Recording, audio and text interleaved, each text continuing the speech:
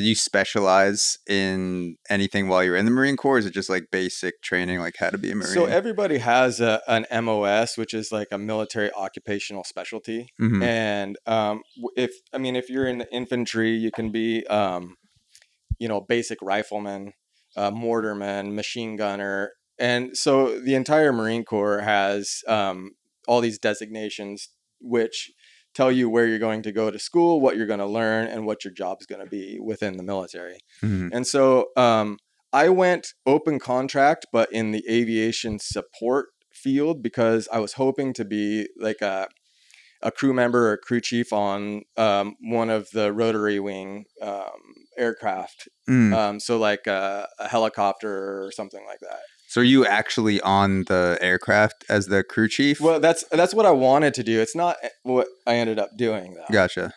But that's what you have the pilots, and then there's I think sometimes a crew of 2 or 3 people that are either unloading troops, unloading goods. Gotcha. But I wanted to be on a helicopter. I thought. And so I'm like, okay, I have, there's a chance.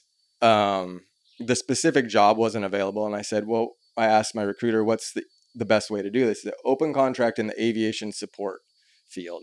And so I ended up, it's kind of like a surprise after your combat training because they're like, all right, this is what you get. Mm. And I ended up getting 7212, which is a Stinger missile gunner. So it's like that sounds sick. it's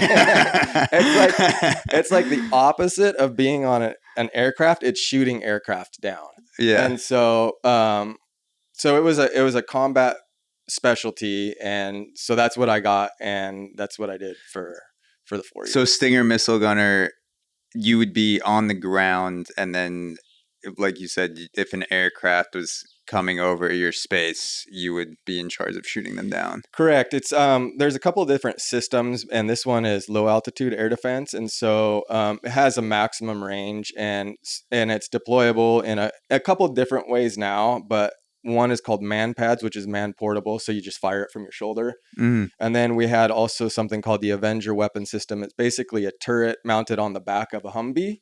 And it rotates, and it has 2 missile pods that on each side that hold 4 missiles. And so you're in there kind of rotating. So you have bullets and missiles. Yeah. And the same pod, and the same gun. So we had the missile pods, and then below one of the missile pods, we had a 50 caliber machine gun mounted on the side for like even closer range aircraft. So there's limitations to the missile. And so if they're too close, you have to go to the 50 caliber. Yeah. And like hope. Yeah. But yeah. I mean, shooting that must make you feel like God. Like I couldn't imagine shooting a turret at full go. Yeah, it was interesting. I mean, the shoulder fired version was the most interesting because you have this missile that weighs, between 30 and 40 pounds on your shoulder, and you shoot it, and it has a launch motor that launches it out a certain distance before the flight motor kicks in, because if the flight motor kicked in immediately, it would burn you. Yeah.